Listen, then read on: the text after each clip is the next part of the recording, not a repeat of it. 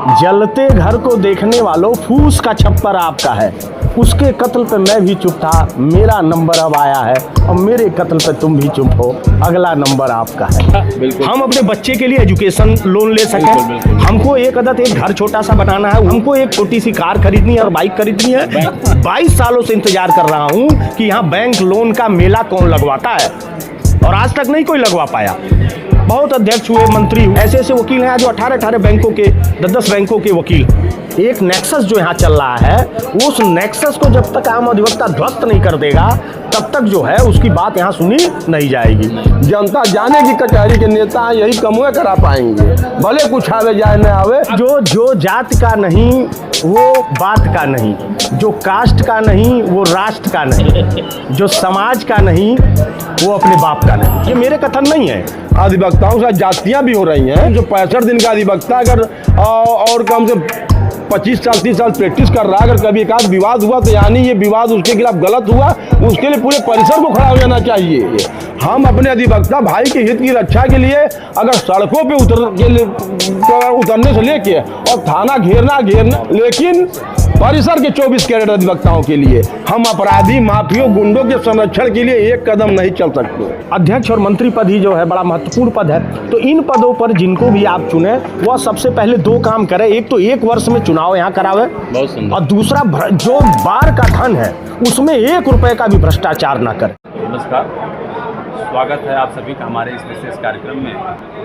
दर्शकों, किसी भी जनतांत्रिक व्यवस्था में निर्वाचन प्रक्रिया का बड़ा ही महत्वपूर्ण योगदान होता है। चुनाव में मतदाता को ये लगता है कि उसकी भी कोई अहमियत है, उसका भी कोई महत्व है, क्योंकि जब उसका प्रतिनिधित्व करने वाला व्यक्ति जब बड़े पदों पर रहते हुए उसके सामने आता है और मतदान की अपील करता है, तब एक मतदाता को ये लगता है कि हाँ, उसकी एक अहमियत है। इस समय उत्तर प्रदेश राज्य के गोरखपुर जिले में सिविल कोर्ट में बार एसोसिएशन का चुनाव संचालित हो रहा है। हमने इसके पूर्व लगातार प्रत्याशियों से बातचीत किया था, लेकिन हम आज एक परिचर्चा का आयोजन करके हम ये जानने का प्रयास कर रहे हैं, और जब अधिवक्ताओं का चुनाव होता है तो किस तरह से यहाँ निर्वाचन प्रक्रिया की जो शुचिता है वो किस तरह से दिखती है, उसी को दृष्टिगत रखते हुए आज हमने एक परिचर्चा का आयोजन किया है। तो इसके लिए हमने 2 वरिष्ठ अधिवक्ताओं को अपने यहाँ इस पैनल में आमंत्रित किया है, जिनके विचार हम जानेंगे और उस विचार के आधार पर एक मैसेज देने का प्रयास करेंगे। बातचीत करने के लिए आज हमारे साथ उपस्थित हैं हमारी दाहिनी तरफ दीवानी कचहरी गोरखपुर के वरिष्ठ अधिवक्ता परमात्मा दुबे जी, और उनकी दाहिनी तरफ दीवानी कचहरी गोरखपुर के वरिष्ठ अधिवक्ता प्रभास शुक्ला जी हैं। दोनों वरिष्ठ हैं और युवा हैं, दोनों की बेहतर सोच है। तो सबसे पहले प्रभास शुक्ला जी, मैं आपसे ही जो है मैं शुरू करना चाहूँगा कि जो बार एसोसिएशन का जो चुनाव है, तो किस तरह से यहाँ चुनावी प्रक्रियाओं का अनुपालन किया जाता है, क्या आप कहेंगे, बताइए। मैं बहुत हद तक ये मानता हूँ कि किसी भी लोकतंत्र के स्वरूप में नेता और जनता एक दूसरे को रोटेट करते हैं। अगर लोकतंत्र की शुचिता और पारदर्शिता पे हमें और आपको सभी को गंभीर होना चाहिए। बड़ा अच्छा प्रश्न आपने ये उठाया। कारण ये है कि कचहरी में हम 365 दिन साथ रह रहे हैं, कौन किसको जानता नहीं, कौन किसको पहचानता नहीं है। परिसर का असली नेता, असली चेहरा वो होना चाहिए जो मूलतः पहले अधिवक्ता हो। यहाँ के डायस पे उसकी कोर्टों में अपीयरेंस हो, उसकी बढ़िया ड्राफ्टिंग हो, कुछ नौजवान अधिवक्ता उससे सीखते पढ़ते हों, कुछ नौजवान अधिवक्ताओं के व्यवसायिक हित में वो मदद करता हो। इस तरह के व्यक्तित्व का चयन पहले करना चाहिए। इतने परिवेश की दशा ये है कि धन बल और जनबल का अनाधिकृत प्रयोग ये इस लोकतंत्र की शोभा को बिगाड़ रहा है। परमात्मा जी, प्रभास जी का जो विचार है कि जो बार एसोसिएशन के चुनाव हैं उसमें भी कहीं कहीं बाहुबल धन बल इसकी प्रमुखता देखने को मिल रही है। क्या आप इस बात से सहमत हैं क्या कहेंगे आप? सबसे पहले मैं आपको बहुत बहुत धन्यवाद देना चाहूँगा कि आप बार एसोसिएशन का चुनाव हो या चाहे कोई भी बार काउंसिल का चुनाव हो या अधिवक्ताओं की समस्या को लेकर के हो, आप बराबर ये मांग उठाते हैं और ये डिबेट वगैरह करा करके एक जन जागरूकता का काम करते हैं। इसके लिए आप धन्यवाद के पात्र हैं। और दूसरी बात, सबसे बड़ी चीज़ जो आपने पारदर्शिता की बात कही चुनावों को लेकर के, तो शुचिता और पारदर्शिता ये दो बहुत महत्वपूर्ण चीज़ें हैं जिनका आज से ही नहीं, जब से लोकतंत्र की स्थापना हुई है तब से इन बातों को लेकर के चुनाव लड़े जा रहे हैं। चाहे वो बाहर हों, चाहे कोर्ट के अंदर सिविल कोर्ट के चुनाव हो या स्थानीय निकाय के हों, विधानसभा हो, सांसद हो, कोई भी हो। तो अब ये शब्द जो है ये बेईमानी से होते जा रहे हैं, ये शब्द जो है कहीं लुप्त प्राय से होते जा रहे हैं। क्यों? जब मैं ये कह रहा हूँ कि जब एक व्यक्ति 10 लाख 20 लाख रुपया मंत्री के चुनाव में यहीं सिविल कोर्ट गोरखपुर के अंदर खर्च करेगा, किन प्रकारेण, चाहे जो भी बहुत सारी चीज़ें हैं नहीं कही जा सकती हैं इस पर, लोग समझ भी जाएंगे कि किन चीज़ों पे खर्च होते हैं पैसे, तो वो चीज़ें जब यहाँ खर्च होंगी तो वो प्रभावित करेंगी चुनाव को।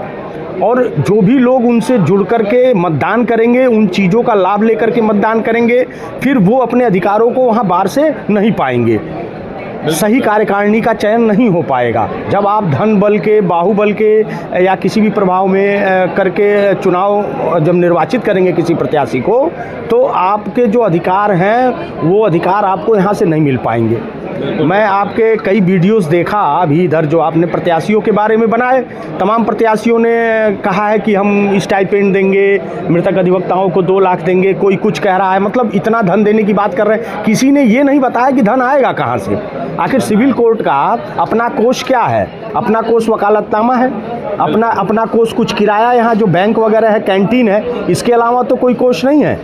तो इसके अलावा कोष नहीं है तो धन आएगा कहाँ से, ये बड़ा महत्वपूर्ण प्रश्न है। दूसरी चीज़, जो धन वकालतनामे से या किराए से आ रहा है, क्या वह पारदर्शी तरीके से उसका वितरण हो रहा है कि नहीं हो रहा है? बिल्कुल बिल्कुल। तो मेरा यह कहना है कि कोई भी व्यक्ति जो इस पद पर मंत्री या अध्यक्ष और कोषाध्यक्ष, ये बहुत महत्वपूर्ण पद है, इस पर जो भी व्यक्ति निर्वाचित होकर के जावे, सबसे बड़ी चीज़ उसके लिए शुचिता और पारदर्शिता ये है कि बाहर के धन का कतई किसी भी कीमत पर दुरुपयोग नहीं होना चाहिए। वह संगठन का पैसा है, संगठन के हित में काम आना चाहिए।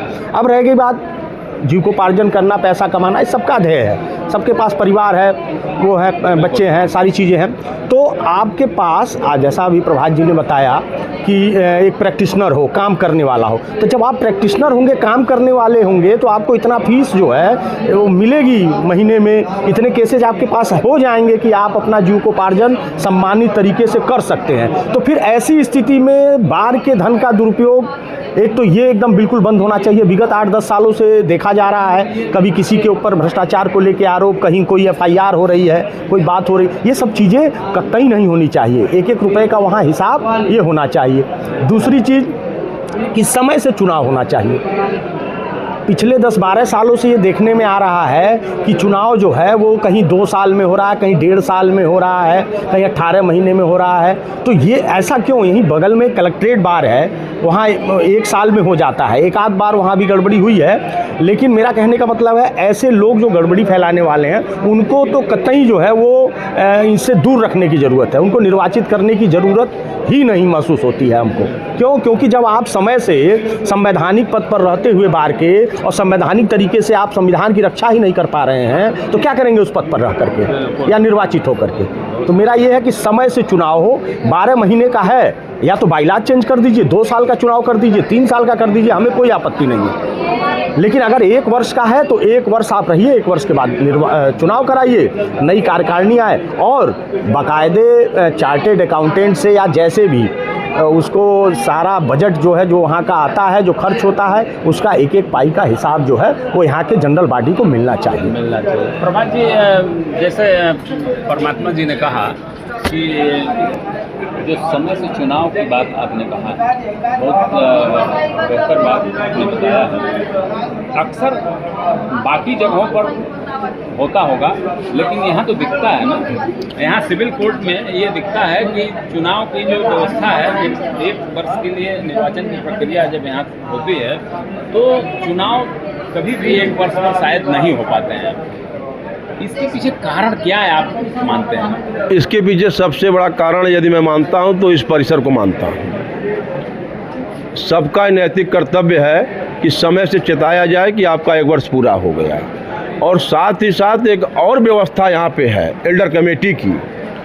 यहाँ के अधिवक्ता प्रत्याशी एल्डर कमेटी से मिलते हैं, वो कान में तेल डाल के बैठे रहते हैं, और जब एकदम वो देखते हैं कि अब पानी सर से ऊपर उठ गया है, हाई कोर्ट के डायरेक्शन आ रहे हैं, तब एल्डर कमेटी एक्टिव होती है, परिसर एक्टिव होता है, कुछ लोग धरने प्रदर्शन शुरू कर देते हैं। तो उससे पहले परिसर के पास पावर है, आप हर मुद्दे पर जनरल बॉडी बुला लेते हैं, एक प्रस्ताव भेजिए, जनरल बॉडी आवे और चुनाव की तिथि वही जनरल बॉडी घोषित कर दिया जाए, या जनरल बॉडी बुला के बायलाज में ही परिवर्तन कर दिया जाए कि अपने आप ये स्वतः समाप्त माना जाएगा। एल्डर कमेटी 365वें दिन चार्ज टेक ओवर कर लेगी। लेकिन कहीं ना कहीं नेताओं को पद का मोह और परिसर की स्थिरता और साथ ही साथ एल्डर कमेटी का निष्क्रिय होना, ये 3 पहलू हैं। क्योंकि जो नेता पद पे बैठा है, पद का मोह बड़ा ही, पुत्र मोह, पद मोह, ये एक बड़ा व्यापक चीज़ है, इससे उभर पाना आसान नहीं है। वो बैठा बैठा वो आकंठ उसमें डूब जाता है, उसको निकालना पड़ेगा। वो बेचारा लाचार है पद पे बैठा हुआ व्यक्ति, क्योंकि वो डूबा हुआ है उसके मोह में। हमें आपको उसको जगाना पड़ेगा कि तुम्हारा समय हो गया, अब बाबू तुम कुर्सी छोड़ो। 1 साल में आपकी प्रतिभाओं को लोगों ने देख लिया, परिसर के अंदर आपने साल भर का समय लिया, क्या क्या विकास किया, क्या क्या डेवलपमेंट किया, कचहरी ने आपको मान लिया, आपकी योग्यताओं को जान लिया।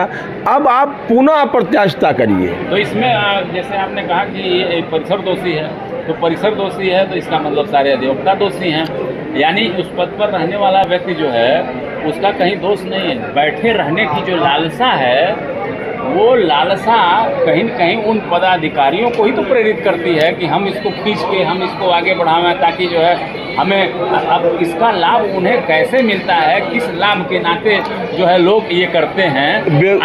व्यक्तित्व को निर्बल बनाने के लिए शास्त्रों में कहा गया है, काम, क्रोध, लोभ, मोह, ईर्ष्या।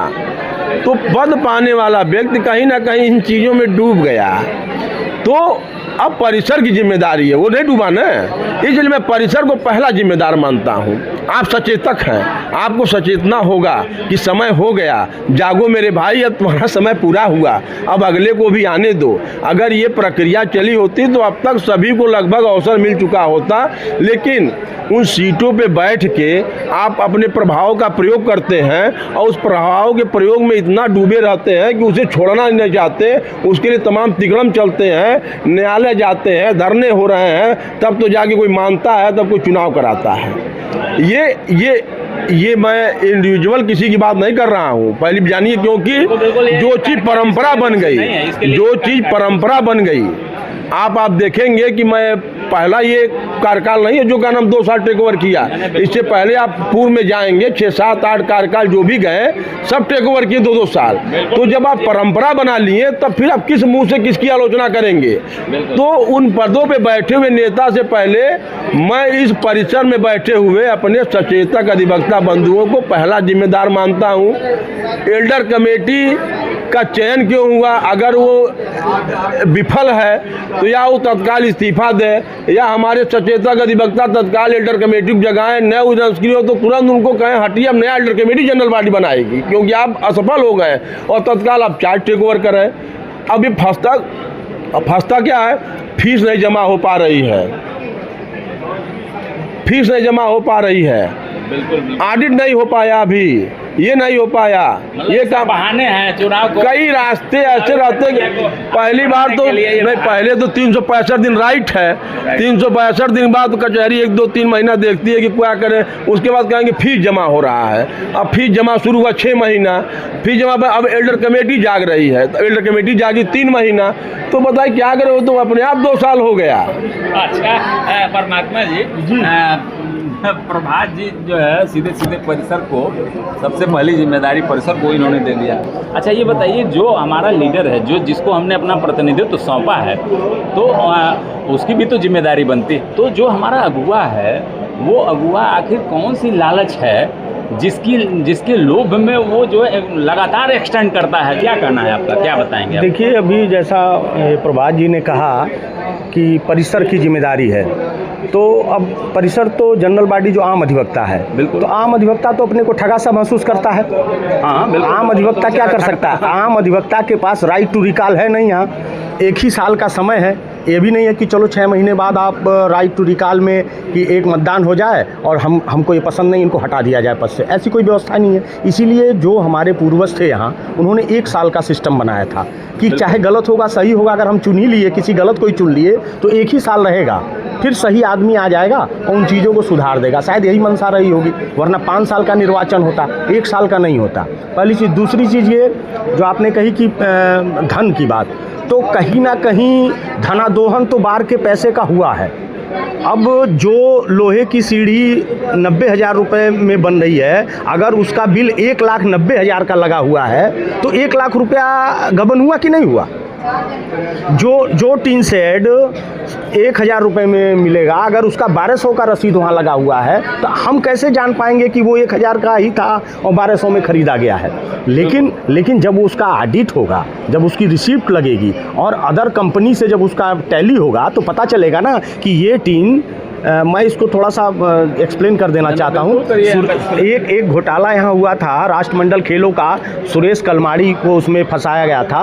और उसमें क्या हुआ था, उसमें ये था कि कुर्सी जो एक कुर्सी प्लास्टिक की, उसकी कीमत थी 25 रुपये अच्छा। मार्केट में, ठीक, और उस कुर्सी का किराया दिया गया था 125 रुपये खेलों के दौरान।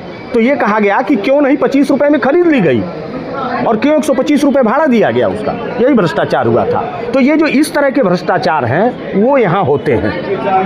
बिल्कुल बिल्कुल बिल्कुल। हम जो सामान अपना खरीद के अपने लिए यहाँ रख करके चला सकते हैं, हमारा अपना जनरेटर है, हमारा अपना जो है सारा लाइब्रेरी है, हमारा सारा अपना सिस्टम है, तो ये सिस्टम हम मार्केट से ही तो खरीद के लाते हैं। तो इसकी रिसिप्ट जो है वहाँ लगती है और वार्षिक वही हिसाब होता है। तो मैं कह रहा हूँ कि हिसाब में गलती कहाँ आएगी जब वो सारी चीज़ें रसीद और रिसिप्ट सब लगा हुआ रहेगा?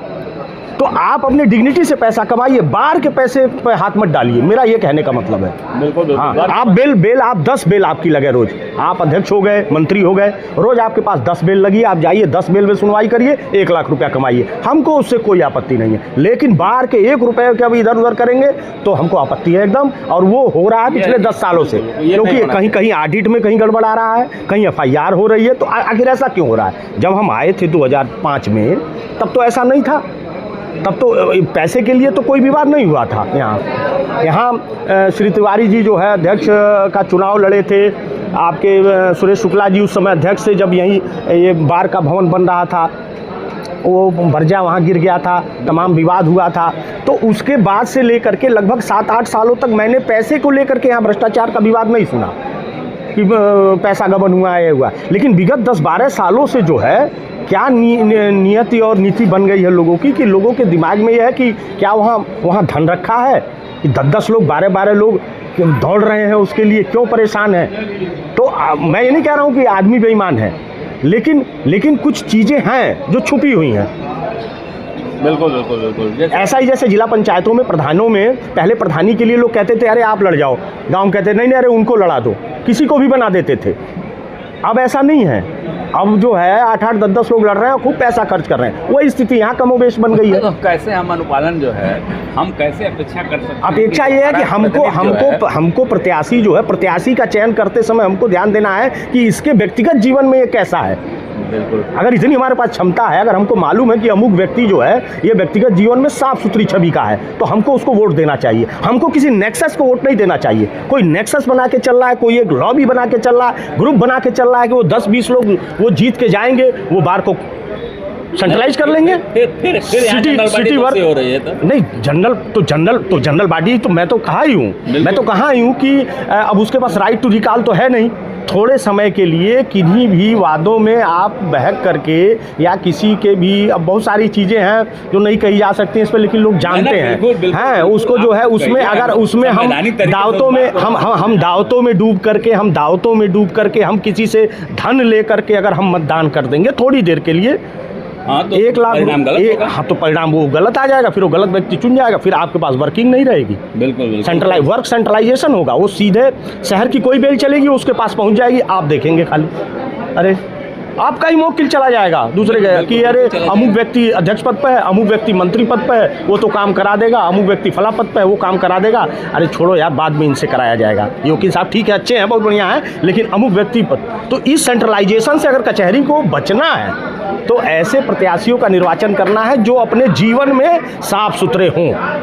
बिल्कुल बस मेरा ये कहने का मतलब। और ये क्षमता सबके पास है पहचानने की। प्रभात शुक्ला जी, प्रत्याशी चयन की जो बात कही जाती है, प्रत्याशी चयन में किस तरह से कैसे सावधानी बरती जाए, क्योंकि यही जो जनरल बॉडी है, यही जनरल बॉडी चुन करके प्रत्याशियों को भेजती है। और जब प्रत्याशी जो है, देखिए कहा गया, गीता कहते हैं ना कि यद्यदाचरत श्रेष्ठ अस्तत्व देवे तरो जना सयत प्रमाणम कुरते लोकस तदनुवर्तते, कि श्रेष्ठ व्यक्ति जो कार्य करता है उसी का अनुकरण नीचे के लोग करते हैं।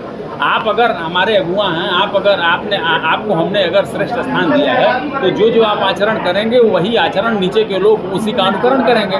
तो यहाँ जो है, जब हम चुन के हमारे चयन प्रक्रिया में आखिर ये दोष कहाँ से आ रहा है कि हम ऐसा व्यक्ति नहीं वहाँ भेज पा रहे हैं जो वास्तव में जो है सुचितापूर्ण कार्य कर सके, जो वास्तव में पारदर्शिता के साथ कार्य कर सके। क्या कहेंगे आप? सिविल कोर्ट को मैं अपने इस प्रांगण को, इस भूमि को मैं माँ की दर्जा देता हूँ, क्योंकि पोषण करती है 365 दिन हम लोगों का।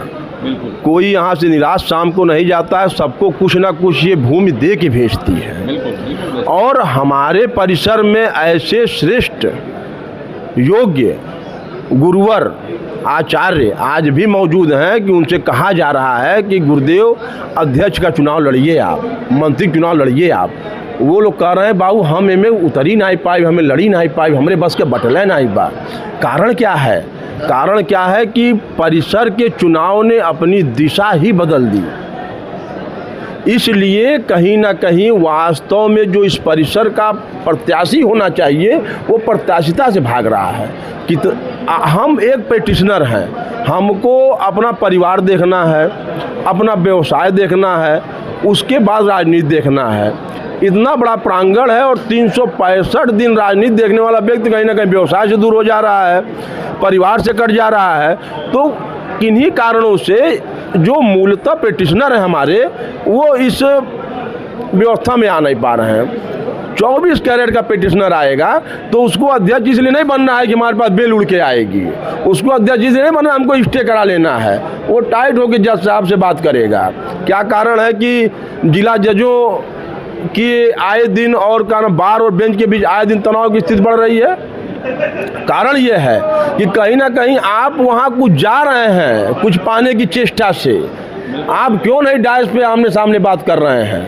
बोलना चाहिए। ये डिमांड है पूरी। आज वरिष्ठ अधिवक्ताओं की बात है। हमारा सिविल का अधिवक्ता लगभग मोटी मोटी फाइलें, आप हाई कोर्ट में जाएंगे, सुप्रीम कोर्ट में जाएंगे, मैंने देखा है कि वहाँ ट्राली लगी हुई है कि कोर्ट तक फाइलें पहुँचाने के लिए। आपकी क्या व्यवस्था है? अब वो गेट पर से अपनी फाइलों को पीठ पे लाद के चैम्बर तक ले आएंगे। कुछ अधिवक्ता ऐसे हैं जो विकलांग हैं, चलने में सक्षम है, लेकिन आपका फरमान जारी होता है अधिवक्ताओं की गाड़ी में बम आएगा। अरे एक लोकतांत्रिक प्रक्रिया के दो भाग, एक रथ के दो पहिए, एक की गाड़ी में बम नहीं आएगा, दूसरी गाड़ी में बम आएगा। क्या हंसी मजाक चल रहा है कचहरी में? ये तो आपकी गाड़ी में बम क्यों नहीं आएगा?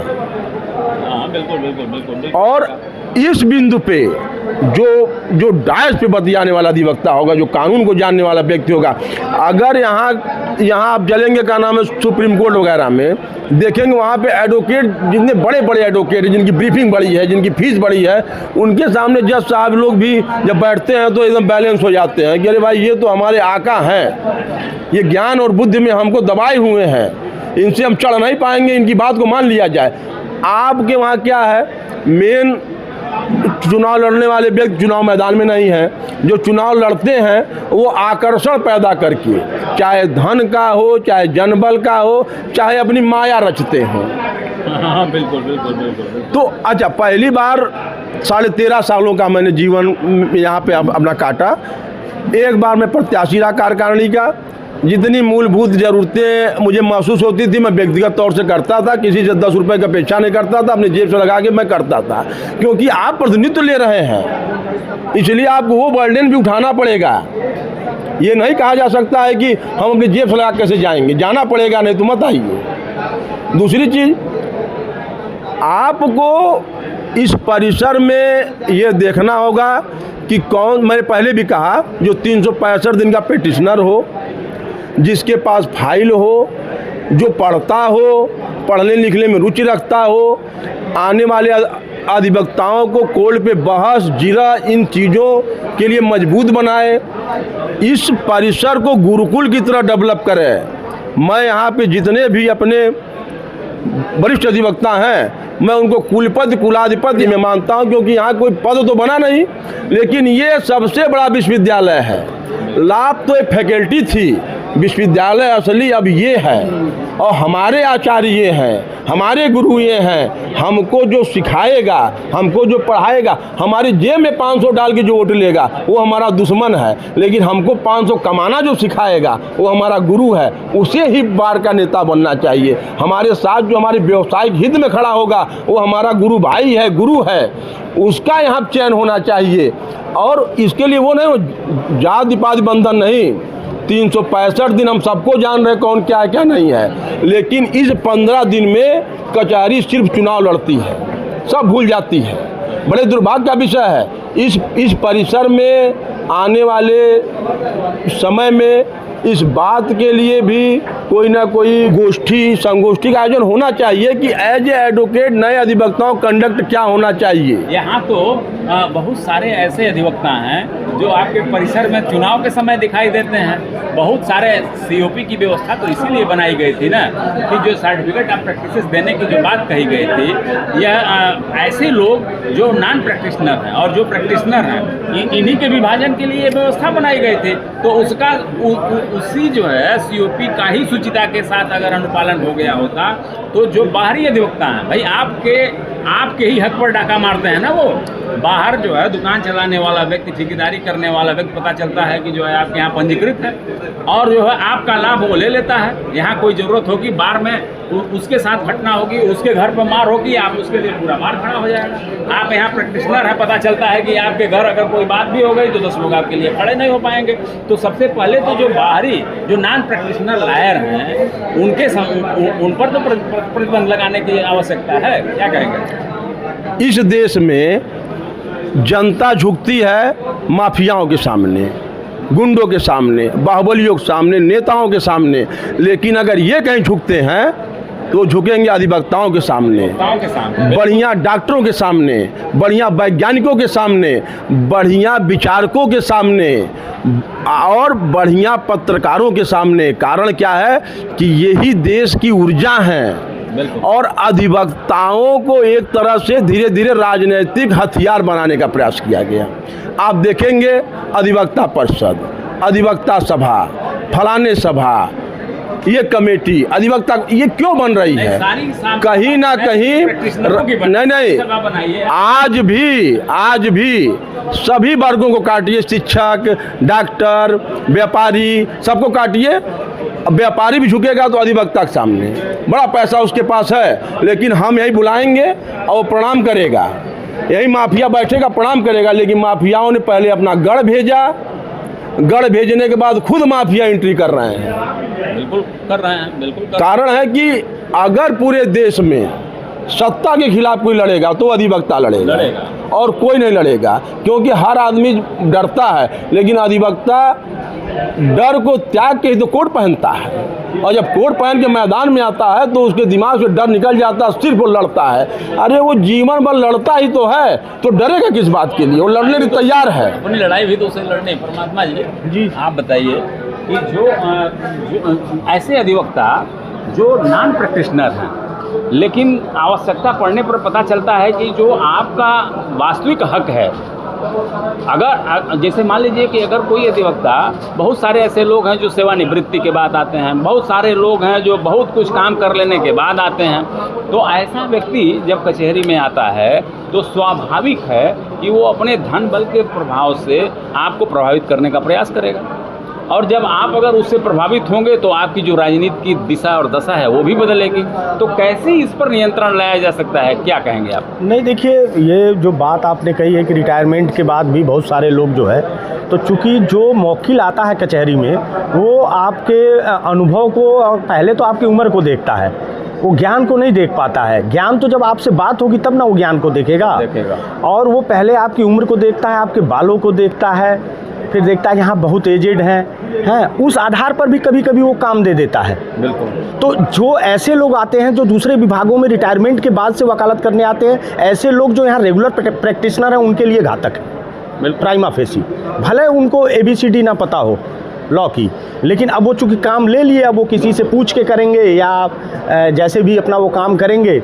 और आप जो रेगुलर प्रैक्टिशनर हैं, आप यहीं आपने 20 साल 25 साल 30 साल अपने जीवन का दे दिया है, तो आपका वहाँ ऐसे नुकसान होता है। कुछ लोग बाहर हैं जिनका COP वगैरह बन गया है, तो उनका भी ये है कि भाई चूँकि 3 साल आपका प्रैक्टिस मांग दिया है इसमें जुडिशरी में, तो वो लोग भी यहाँ से जुड़े हुए हैं बहुत सारे लोग, तो वो लोग भी अब वो उनको अधिवक्ता का लाभ मिले कि ना मिले, इन सब विषयों पर, एडवोकेट प्रोटेक्शन एक्ट, इस विषय पर तमाम ऐसे विषय हैं जिन पर कभी कोई बात ही नहीं होती है। बिल्कुल। अभी देखिए यही 15 दिन धरना हुआ एडवोकेट प्रोटेक्शन एक्ट के लिए। ये कहा गया कि वर्तमान सरकार ने ड्राफ्टिंग कमेटी बना दी है और बस जल्दी ही बिल ड्राफ्ट हो जाएगा। कुल मिला जुला करके जो ये बार एसोसिएशन का चुनाव होता है, इसमें जो प्रत्याशी हम चुन करके भेजते हैं, ये हमारे लिए क्या करते हैं यहाँ। जो मृत्यु हो जाती है अधिवक्ताओं की, उनको समय से उनके घर जो धनराशि तय होती है, ठीक है, बीच में पीछे जो है 80,000 था, फिर 50,000 था, 80,000 किया गया, फिर 1 लाख किया गया, तो वो एक ससम्मानित राशि जो है वो तो खैर उसके मृत्यु के बाद मिलेगी। बिल्कुल बिल्कुल, उसको तो मिलेगी नहीं कुछ। अब जीते जी अधिवक्ता के लिए क्या है, जीते जी हमारे लिए जो है यहाँ क्या है, हमारे लिए यहाँ बराबर हर तीसरे महीने जो है मेडिकल कैंप लगता है। अभी बताइए, मेडिकल कैंप यानी कि अधिवक्ता बीमार होता है, अधिवक्ता सबसे कम बीमार होता है। यहाँ हमको ज़रूरत है लोन कैंप की, लोन कैंप की। हम अपने बच्चे के लिए एजुकेशन लोन ले सकें, हमको एक घर छोटा सा बनाना है वो हम लोन ले सकें, हमको एक छोटी सी कार खरीदनी है, हमको एक नया अधिवक्ता है मोटर बाइक खरीदनी है, हमको बैंक, हाँ। तो मैं आज 22 सालों से इंतजार कर रहा हूँ कि यहाँ बैंक लोन का मेला कौन लगवाता है, और आज तक नहीं कोई लगवा पाया। बहुत अध्यक्ष हुए, मंत्री हुए, नहीं लगवा पाए। और हमारे सारे वकील, सारे अधिवक्ता बैंकों के वकील हैं। ऐसे ऐसे वकील हैं जो 18 बैंकों के, 10 बैंकों के वकील। तो हम तो इतना दर्द है कि हम लोग कह ही नहीं पा रहे हैं। जब सुचिता पारदर्शिता, अच्छे लोग जीतेंगे तो उन लोगों के दिमाग में बातें आएंगी कि हाँ ये ज़रूरत है। अब ये वकील साहब 20 साल से प्रैक्टिस कर रहे हैं, इनका लड़का 15 साल 18 साल का हो गया होगा, इसको अब जब बीटेक करना होगा, इसको IIT करना होगा, इनको 10 लाख की ज़रूरत होगी, इनको लोन कैसे मिलेगा? इनकी समस्या, इनको बैंक कहता है कि अरे ये तो वकील है, हमको बैंक भी हमको डिस्टर्ब करता है।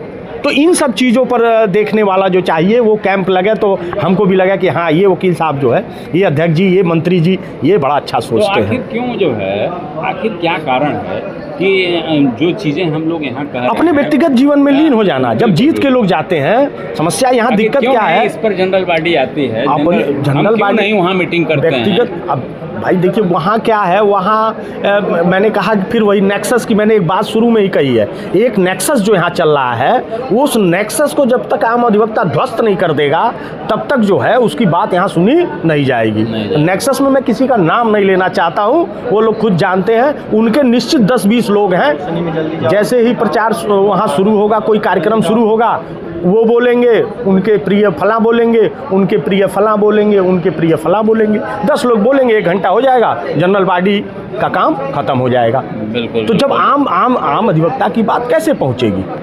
तो तमाम विषय है। प्रभात जी, आम अधिवक्ता की आवाज़ जो है सामान्य सभा में जो जनरल बॉडी है उसमें आम अधिवक्ताओं की बात नहीं पहुंच पाती है। सही है, जो एक सवाल इन्होंने खड़ा किया है परमात्मा जी ने कि वहाँ सेलेक्टेड लोग हैं, बिल्कुल निश्चित चेहरे हैं जो वही बोलते हैं, चाहे कोई भी जनरल बॉडी हो। उसमें पता चलता है कि प्रभात शुक्ला बोलेंगे, परमात्मा दुबे बोलेंगे, हिमांशु त्रिपाठी बोलेंगे, बस सेलेक्टेड लोग बोलते हैं। तो आखिर जो है क्यों ऐसा होता है? ये क्यों नहीं एक आम आदमी जो है आम अधिवक्ता की बात वहाँ क्यों नहीं पहुँचती? देखिए, एक किसी विषय पे कोई चर्चा हो रही है अगर सदन में, तो चर्चा की एक सीमा है, 1 घंटा होगी, 2 घंटा होगी, 2.5 घंटा होगी। सबको बुलवा पाना तो कहीं भी किसी के लिए संभव नहीं है।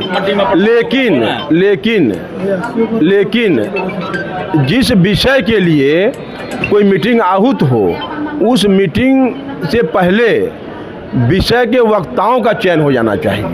बिल्कुल। और जिसको बोलना है वो 1 दिन पहले अपना नाम और वहाँ पे दे आवे जाके कि हम बोलेंगे, और बोलने के बाद वहाँ कार्यकारिणी में, अच्छा एक चीज़ है, कार्यकारिणी के अलावा 10 या 11 हमको लगता है वरिष्ठ अधिवक्ताओं का जो सचेत रहने वाले लोग हैं उनके एक पैनल बन जाए।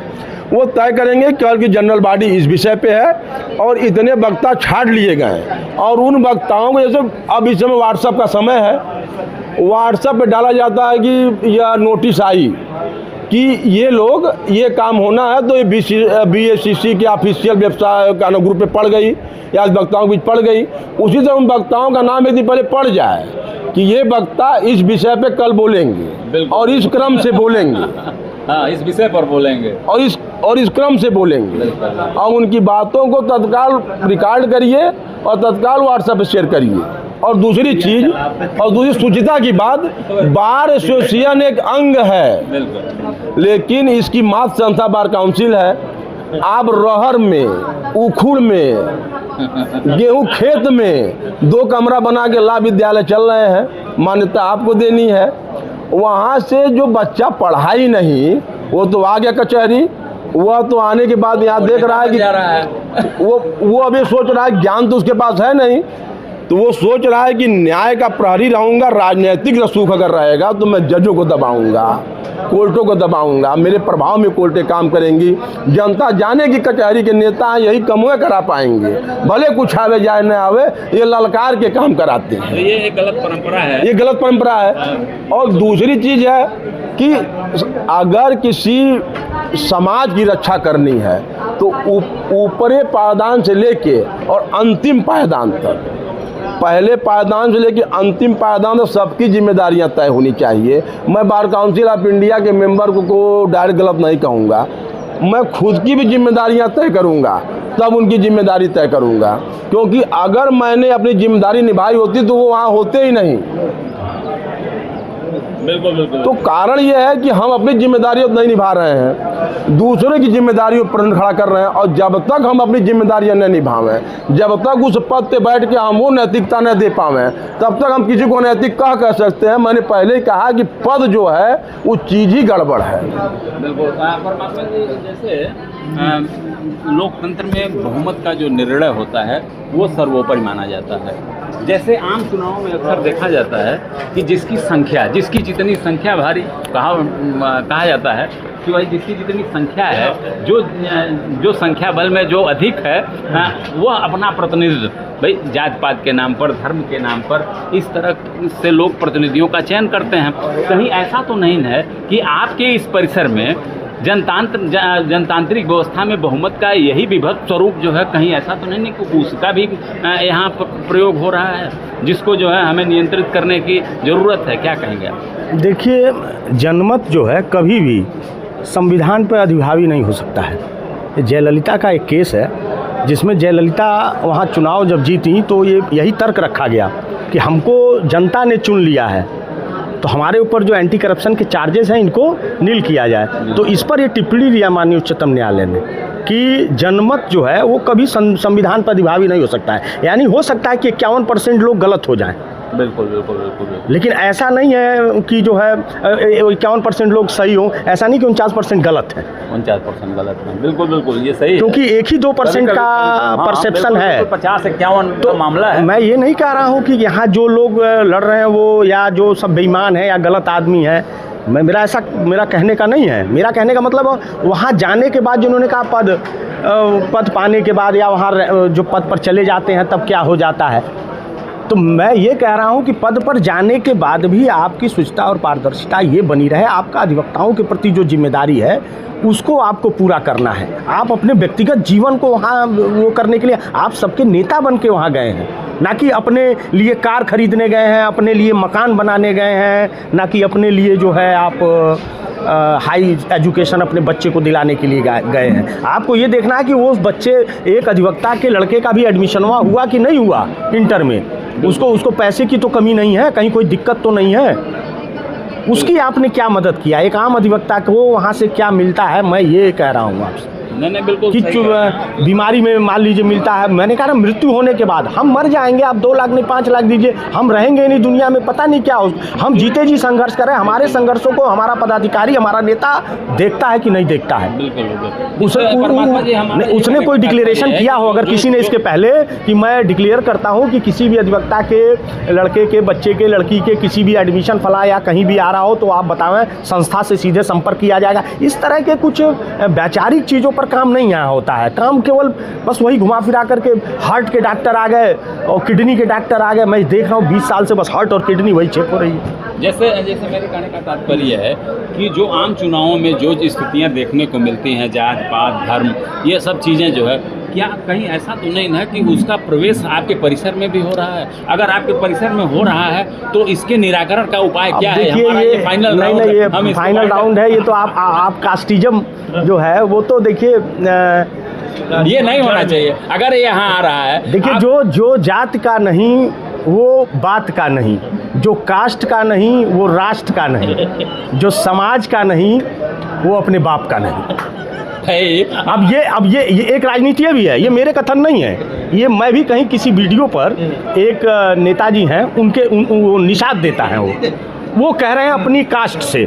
तो मैं तो ऐसे कह भी नहीं सकता हूँ, ऐसी कास्ट से हूँ कि हम लोग तो ये सब कह भी नहीं सकते हैं। जैसे बाहर कहा जाता है बहुजन हिताय बहुजन सुखाय, अगर कचहरी परिसर में अगर ये नारा अगर उसको मूर्त रूप दे दिया जाए तो यहाँ तो जो है स्वरूप बदल जाए। नहीं बदल जाएगा, वो तो मैं कह रहा हूँ आप अध्यक्ष मंत्री का बोर्ड पढ़ लीजिए जा करके, आप कभी उस बोर्ड की फोटो आप इसी पे लगा दीजिए, अपने आप पता लग जाएगा कि यहाँ सर्वजन हिताय बहुजन हिताय बहुजन सुखाय क्या चला है यहाँ पर। अब या तो नहीं या तो वो क्वालिटी के नाम पे जीते या तो कास्ट के नाम पर जीते। अब 2 चीज़ है, वही मैं इसीलिए मैं कह रहा था कि आप अगर क्वालिटी के नाम पर जिताएंगे तब आप पछताएंगे नहीं, अगर आप कास्ट के नाम पर जिताएंगे तब आप पछताएंगे। बिल्कुल बस यही मेरा कहना है और कुछ नहीं। प्रभात जी बताइए, ये फाइनल राउंड हमारा जो है, जैसे बाहरी वातावरण जो बाहरी राजनीतिक परिवेश है उस परिवेश का प्रवेश हमारे परिसर में न हो, इसके लिए क्या आप सुझाव देंगे? जैसे अभी जात की बात हो रही थी, अभी तक हमारा कोई भी, जैसे हमारा एक लड़का है उसका सभी दोस्त इस समय मौर्य हैं, यादव हैं, ये सब दोस्त हैं उसके, एक आध पंडित हैं, लेकिन जब वो इंटर पास करेगा, आप देखिए देश की व्यवस्था में देखिए यूजीसी बनी है, एक यूजीसी ने पूरे देश को बताया, आज नहीं कोई नया काम नहीं किया। आप विश्वविद्यालय में जाएंगे तो पहला पाठ्यक्रम जाति पात का है वहाँ पे है, और वहाँ से इतना विष भरा जा रहा है और अब पंचायत लेवल पे इतना विष भर दिया गया कि अब जाति पात धर्म इन सब से ऊपर उठ के तो ये देश अब इस जन्म में नहीं सोच पाएगा। फिलहाल कई वर्षों बाद में पहली बार मैं सम्मानित मतदाता का सुख ले रहा हूँ। मैं किसी के साथ पार्टिसिपेट नहीं कर रहा हूँ, किसी के साथ चल नहीं रहा हूँ, किसी के लिए कह नहीं रहा हूँ, किसी के बारे में सोच नहीं रहा हूँ। जिसको जितना निष्पक्ष जितना हमारा कहीं कोई योगदान, हम केवल वोट देंगे मेरिट पे, क्यों परिसर में प्रैक्टिशनर हो, वो आम अधिवक्ताओं की मदद करता। अधिवक्ताओं के साथ जातियाँ भी हो रही हैं, जो पढ़ा लिखा अधिवक्ता किसी मार नहीं करेगा, जो इस परिसर का 365 दिन का अधिवक्ता अगर और कम से 25 साल 30 साल प्रैक्टिस कर रहा है, अगर कभी एक आध विवाद हुआ तो यानी ये विवाद उसके खिलाफ गलत हुआ, उसके लिए पूरे परिसर को खड़ा हो जाना चाहिए। उसके लिए जितना आंदोलन हो पाए उतना आंदोलन होना चाहिए। हम अपने अधिवक्ता भाई के हित की रक्षा के लिए अगर सड़कों पे उतरने से लेके और थाना घेरना छोकिए, जरूरत पड़ी फूकना पड़े तो फूका जाए, लेकिन परिसर के 24 कैडेट अधिवक्ताओं के लिए हम अपराधी माफियों गुंडों के संरक्षण के लिए एक कदम नहीं चल सकते। लेकिन वास्तविक अधिवक्ताओं के लिए अगर खुद की जान दे के लड़ना पड़े तो लड़ा जाए। इसमें अगर कोई कहे अराजक हो गए तो स्वीकार है, हम अराजक ही ठीक है, लड़ा जाएगा। अब ये कहिए कोई प्रॉपर्टी डीलर है कोट पहन के आ गया, कोई मंडी व्यवसायी कोट पहन के आ गया, डकैत कोट पहन के आ गया, कोई 20-25-50 मुकदमे गैंगस्टर कोट पहन के आ गया, वो मरा गया कहीं, या बाउंड्री कब्जा कर रहा था वो मरा गया कि उसके लिए हड़तालें चले, आंदोलन चले। आप पी के कहीं झगड़ा कर दें, दारू पी के आदमी मारपीट कर दें, उसके लिए नहीं होना चाहिए। उसके लिए नहीं। महात्मा जी, आखिरी सवाल आपसे ही मैं कर लेता हूँ। बहुत सारी समस्याएं हैं, बहुत सारे मुद्दे हैं, अगर उस पर बात किया जाए तो डिबेट ख़त्म ही नहीं हो पाएगी। तो फिर हम लोग किसी बिंदु पर बैठेंगे और फिर हम लोग बात करेंगे।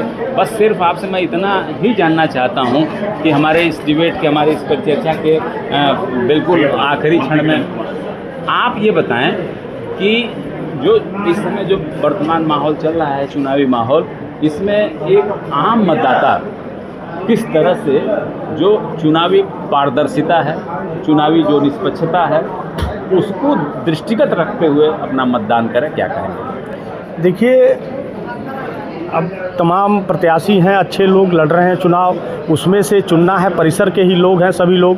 कुछ पूर्व प्रत्याशी भी इसमें चुनाव लड़ रहे हैं जो पहले निर्वाचित रह चुके हैं अध्यक्ष पदों पर और पुनः लड़ रहे हैं। पूर्व के कार्यकाल से और वर्तमान कार्यकाल से जो है, जो उनकी मतलब आगे वो क्या कर पाएंगे, इसको भी लोग टैली कर लें। या कोई जो नया व्यक्ति आ रहा है, मैंने तो पहले ही आपसे कहा कि उसके व्यक्तिगत जीवन को जरूर देखें, क्योंकि वो जब अपने व्यक्तिगत जीवन में साफ सुथरा है।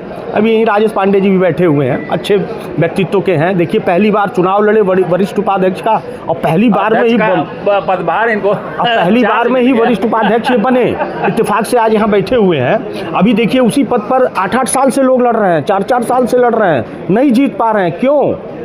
इसका ये मतलब है कि इनके व्यक्तिगत जीवन में यह ठीक है, इनकी पहचान अच्छी है, तभी लोगों में इनको हाईलाइट करने में, लोगों को बताने में दिक्कत नहीं हुई। अच्छा, अच्छे के साथ साथ अब चूंकि तमाम पद यहाँ गौड़ हैं, अध्यक्ष और मंत्री पद ही जो है बड़ा महत्वपूर्ण पद है, तो इन पदों पर जिनको भी आप चुने वह सबसे पहले 2 काम करे। एक तो 1 वर्ष में चुनाव यहाँ करावे, और दूसरा जो बार का धन है उसमें 1 रुपए का भी भ्रष्टाचार ना करे।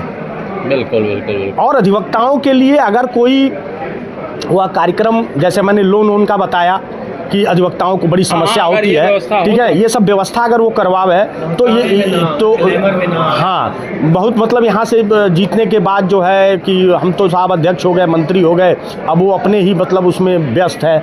तो अधिवक्ताओं की लड़ाई जो है, जो लड़ने में सक्षम हो, अधिवक्ताओं के लिए एक कदम, जैसा प्रभात जी ने कहा कि थाना घेरना पड़े तो थाना भी घेरा है, कोई बात हो, लेकिन जहां वास्तविक स्थिति है वहीं हमको भी ये जानने की ज़रूरत है हम अपनी ऊर्जा कि कहीं जो व्यक्ति चोला ओढ़ के आया है उसमें कहीं कोई व्यक्ति अपराधी प्रवृत्ति का तो नहीं है। बिल्कुल।